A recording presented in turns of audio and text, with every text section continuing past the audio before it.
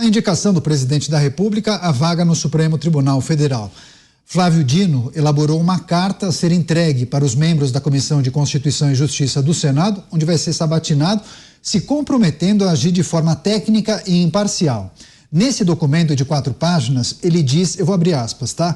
Postulo desta forma a aprovação do Senado Federal para iniciar uma nova etapa em minha vida, na qual, de modo técnico e imparcial, comprometo-me a zelar pela Constituição e pelas leis da nossa pátria. Fecho aspas. Essa carta foi juntada à documentação oficial de Dino na CCJ. Ele apresenta o seu currículo e fala também sobre sua trajetória profissional. O ministro cita ainda a sua atuação no campo do direito, mencionando projetos relativos ao judiciário apresentados por ele durante a sua atividade como deputado federal, já que ele integrou a CCJ da Câmara dos Deputados. Giro com os nossos comentaristas, José Maria Trindade. Zé, a gente tem visto muitas sinalizações de Flávio Dino para se aproximar dos senadores, convencê-los de que ele é a figura mais adequada para sentar na cadeira vaga no Supremo Tribunal Federal. Agora, essa carta reforçando que ele vai agir de forma imparcial, de forma técnica, isso também apresenta uma situação que a gente tem observado, uma certa dúvida que talvez parlamentares tenham e também a população, de certa forma. Mas isso é um lugar comum de todos os candidatos ao Supremo, né? Fazerem esse discurso. A novidade agora é que ele está muito mais polêmico e há divergências pesadas, e eu estou acompanhando esse processo, essas andanças do ministro Flávio Dino pelo Congresso Nacional, e entendi que primeiro ele está tentando evitar grandes divergências. Em alguns dos encontros, ele tem dito o seguinte, garantir, pode votar contra, mas ele quer evitar manifestações fortes. Por exemplo, deputados e senadores estão programando um ato público, inclusive uma tentativa de pressão externa no Congresso Nacional contra a nomeação dele. Todos sabem que o ministro Flávio Dino já conseguiu os números de votos no plenário principal para aprovar a sua ida para o Supremo Tribunal Federal. A gestão dele agora é reduzir o número de votos contrários e, principalmente, evitar manifestações públicas e evitar resistências. É o pacto. Vote, pode votar contra o meu nome, mas não faça força, não faça manifestação. Esta é a ideia. Ele está pedindo agendas em partidos políticos, se encontrar com as bancadas e também com alguns líderes informais. Alguns senadores que, mesmo não sendo líderes partidários, têm uma certa relação com vários senadores, e esses ele está procurando de uma maneira especial exatamente para tentar convencer. O senador me disse que ele fez esse pedido, ele falou, olha, eu posso pouco fazer, conversar, o senhor tem o meu voto, mas vou conversar, mas eu não posso, obviamente, interferir nem na vontade, nem mesmo sugerir. Mas a estratégia é exatamente esta, evitar resistências e evitar qualquer possibilidade de um foco maior de protesto contra ele. O que eu tenho notado também é que os deputados e senadores, e principalmente deputados, estão ali acanhados, viu? Com medo de liderar qualquer movimentação contra um futuro ministro do Supremo. A caminhada de Flávio Dino para o Supremo Tribunal Federal. Agora vamos chamar o Roberto Mota. Mota, seja bem-vindo, ótima noite a você. A carta de Flávio Dino para os senadores dizendo que irá atuar de forma técnica e imparcial é o mínimo que se espera. Agora, no caso dele, por que a gente tem a impressão que há dúvidas em relação a isso quando a gente olha para a percepção de parte da população, mas também de parlamentares? Uma excelente pergunta, Daniel. O Zé Maria levantou um ponto muito importante. Boa noite para você, Daniel. Boa noite, meus colegas de bancada. Boa noite à nossa audiência. Pegando carona no comentário do Zé, existe uma diferença importante entre acanhados e com medo. São duas situações completamente distintas, tá? Eu acho que o que existe na população é uma indagação sobre até que ponto um torcedor fanático pode vir a se tornar um árbitro imparcial. Longe de mim querer duvidar da palavra dos outros, mas cabe perguntar, uma promessa está sendo feita e o que acontece se essa promessa não for cumprida, quais serão as consequências? Por exemplo, se eu pedir ao Zé Maria 10 mil reais emprestado, eu dou para o Zé Maria uma nota promissória. Se eu não pagar esses 10 mil reais, o Zé Maria pode ir na justiça e me executar. Ele tem uma forma de me obrigar a cumprir a minha promessa. Então, é isso que está provavelmente na cabeça de muita gente. Qual é o custo para o país de cometer um erro numa decisão como essa? Cláudio Dantas, nessa carta elaborada por Flávio Dino, ele disse que vai zelar pela Constituição e pelas leis da nossa pátria. Agora, neste momento, o que mais depõe contra Flávio Dino? Olha, Daniel, eu sugiro que se inverta a indicação. O Flávio Dino poderia ser indicado à PGR como chefe do Ministério Público, já que o Ministério Público é um órgão acusador, é um órgão parcial. Tem que ser, deve ser. E o Gonê vai para o STF, né, que tem aí uma trajetória de comedimento, de discrição e de autocontenção. O que me chamou a atenção nesta carta do Dino, ele fala de ética da legalidade. Isso me trouxe à mente a lembrança de um artigo do ex-ministro do STF, Eros Grau, que fala sobre isso, ética da legalidade e a diferença entre justiça e direito. Ele diz o seguinte, que juízes, né, e ministros incluídos, eles não fazem justiça, eles aplicam o direito. Eles não devem fazer justiça, eles devem aplicar o direito, interpretar a lei na letra fria. E ele faz uma autocrítica ao Supremo, dizendo que a jurisprudência do Supremo, ela está cheia de juízo de valor.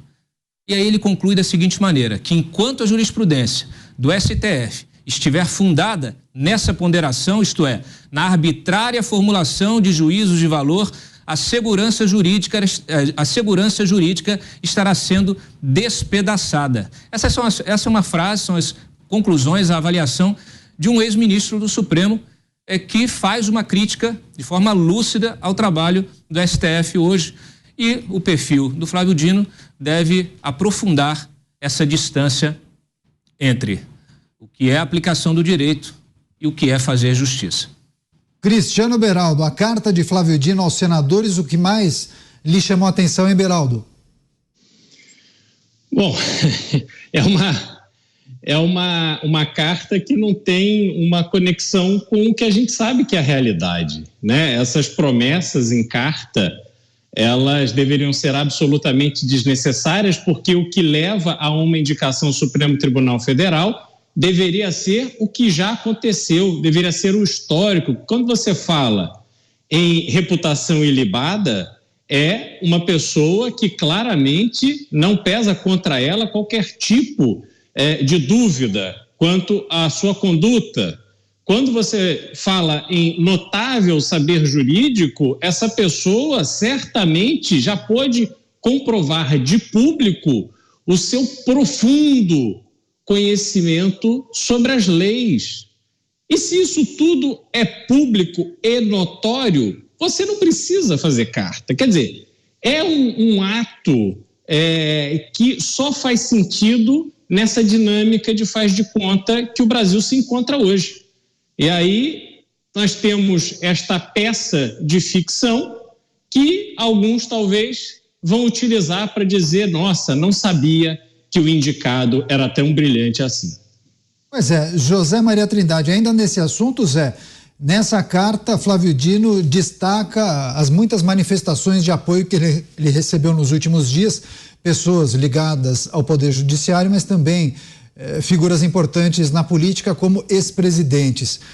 O que isso sinaliza? Também tem um pouco daquilo, né? Ninguém quer ficar mal com uma figura que muito em breve deve assumir uma cadeira no Supremo Tribunal Federal. Tem um pouco desse ingrediente, né? Sim. Flávio Dino é uma pessoa muito inteligente, preparada em todos os setores. Veja bem que ele passou pelos 3 poderes. Ele foi deputado federal, né?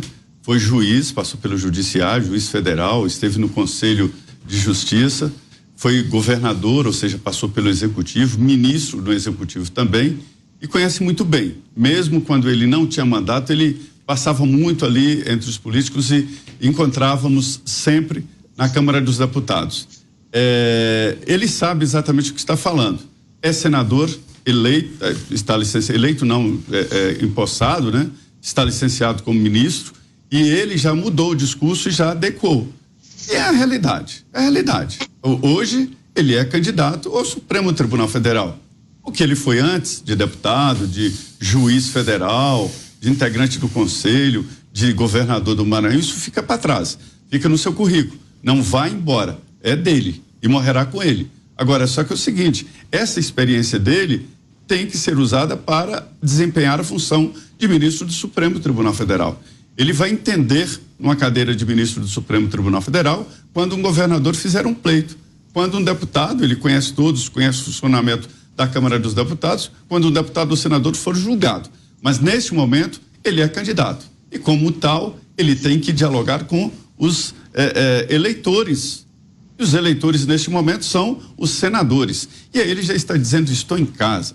Ele fala isso: estou em casa, estou entre colegas. A minha ida para o Supremo é parte do Congresso indo para o Supremo. Então é um discurso perfeito para casa e para o momento, né? Me dizem, e 2 senadores me falaram isso, que os ministros, os candidatos passam pelas conversas, falam uma coisa e tal, quando vestem a toga, viram exatamente outro. Eu me lembro, Daniel, de Newton Cardoso, quando era governador de Minas, ele tanto que tentou e conseguiu nomear o ministro do Planejamento, João Batista, um mineiro. E aí ele nomeou o ministro do Planejamento e achou que tinha conseguido abrir os cofres públicos. E vinha pedindo coisa, e João Batista não. Aí ele pediu a demissão, foi lá no Sarney pedir a demissão do João Batista. Aí quando ele saiu do palácio, eu perguntei: governador, por que você está pedindo a demissão do mineiro? Ele falou assim: porque antes ele era João Batista o mineiro, agora ele é o brasileiro. Cismou que esqueceu de Minas. Então tem muito isso, quando chega no cargo esquece o passado e vai em frente. E muitos ministros do Supremo têm esquecido os seus indicadores. Eu espero que isso aconteça, né? Que todos cheguem lá e sintam a responsabilidade da toga e obedeçam à Constituição. Agora, o Zé Maria trouxe um ponto importante, hein, Dantas? O fato de ele ter passado pelos 3 poderes mais ajuda ou atrapalha? Porque muitos entendem que o fato de ele ter atuado como político no poder legislativo, deputado, senador, ou pelo menos eleito senador, mas principalmente no poder executivo como ministro da Justiça, isso poderia atrapalhar. Não é um episódio inédito. Eu mencionei aqui já o caso do Nelson Jobim, inclusive foi deputado constituinte. Ele teve também essa possibilidade de atuar como ministro no Executivo. Foi relator parcial da Constituição. Foi relator. Então ele atuou também no Legislativo, no Executivo e atuou no Judiciário. Chegou à presidência do Supremo. A questão não é... Claro que alguém que tem essa possibilidade, tem o privilégio até de colher experiência em diferentes setores do poder público, conhecer as características, né? Ali os caminhos de cada um desses setores, isso tudo serve de experiência e deveria servir como uma bagagem importantíssima. A questão é qual é a trajetória que foi, né? Qual é vamos dizer assim, o rastro que o Flávio Dino deixou nessas funções. Se a gente passar a observar as pegadas recentes, a gente se assusta. E é esse susto que está incomodando tanto a oposição. Quando você conversa com qualquer liderança da oposição, o que eles falam, todos repetem a mesma coisa. É a fúria dele contra os bolsonaristas, né? É o deboche, a postura debochada quando foi ao Senado, quando foi à Câmara participar de audiências públicas. Vamos dizer assim, uma manifestação pública como ministro, como ministro da Justiça, que muitas vezes, ultrapassa ali a função, né? Então, assim, essa trajetória recente, essas pegadas recentes que estão trazendo todo esse barulho, né, em relação à indicação dele. justamente no momento de muita turbulência, momento de turbulência institucional, no momento em que o Congresso também olha para o Supremo e vê um tribunal político, um tribunal que também excede as suas atribuições.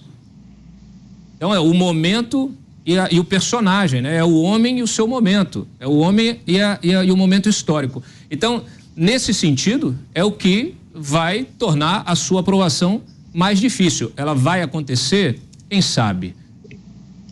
As movimentações, as articulações estão em curso. Ele está fazendo o papel dele, a campanha dele, está tentando convencer aqueles que não serão convencidos. Ou você acha que alguém vai ser convencido de que ele vai mudar, vai deixar de ser quem ele é? Aliás, a sua indicação tem a ver com justamente quem ele é. O Lula não escolhe um candidato porque, de repente, acha qual o ministro que ele vai ser. Ele escolhe pelo homem público que ele já foi, que ele é até hoje. O Dino é um militante político desde cedo, desde tenra idade. Ele foi juiz? Foi juiz. 10 anos. É pouco. Depois ele virou político. Inclusive, já como juiz, ele assumiu a liderança de uma entidade de representação, um sindicato, né, que é a AJUF, a Associação de Juízes, e chegou a ameaçar uma greve. Então é um homem de perfil político. E aqui nós estamos falando de perfis. Se isso é bom, se isso é ruim, tem perfis que se adequam a cada instituição. E aí a gente tem a experiência justamente para não repetir erros. É isso que você ouve hoje, inclusive de senadores do centro, né, mais ao centro, que estão realmente refletindo sobre essa indicação. Bom, Beraldo, na carta ele assegura e garante que será técnico e imparcial como juiz, como ministro do Supremo Tribunal Federal. Certamente, se o presidente da República tivesse indicado Bruno Dantas ou o Messias, certamente a gente não estaria fazendo esse debate e essa avaliação aqui. Seria um caminho até mais tranquilo, ou até o Paulo Gonet, como sugeriu o Dantas há pouco. Mas não, o presidente da República optou por Flávio Dino, por algumas razões. Pois é, as razões erradas, né? A gente não pode imaginar que Flávio Dino, que nunca foi técnico, agora passará a ser técnico. Dantas fez aqui um retrospecto importante, assim como Zé Maria. A gente tem no Flávio Dino um juiz que ficou 10 anos na magistratura, que realmente é pouco.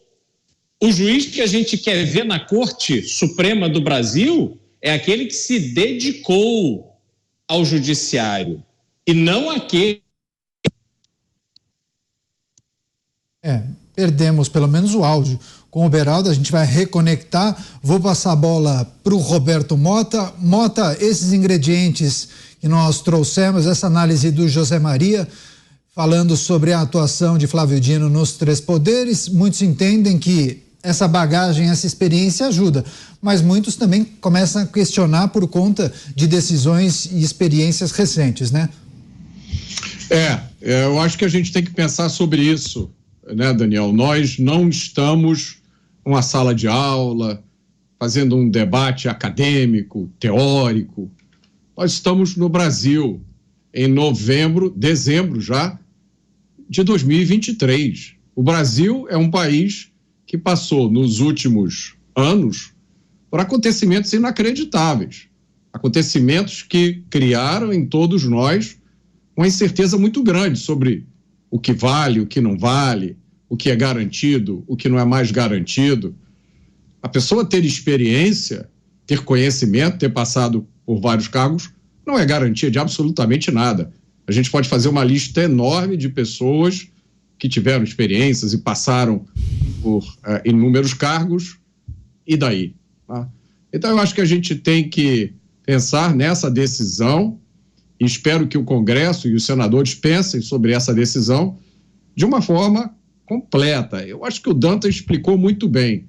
A única coisa que nós temos para nos ajudar a prever o que vai acontecer no futuro é o que já aconteceu no passado. Então, aquelas pessoas que acham que a gente olha para o passado e vê que o passado foi todo de uma determinada forma. Mas agora, daqui para frente, tudo vai ser diferente. Acredita quem quiser.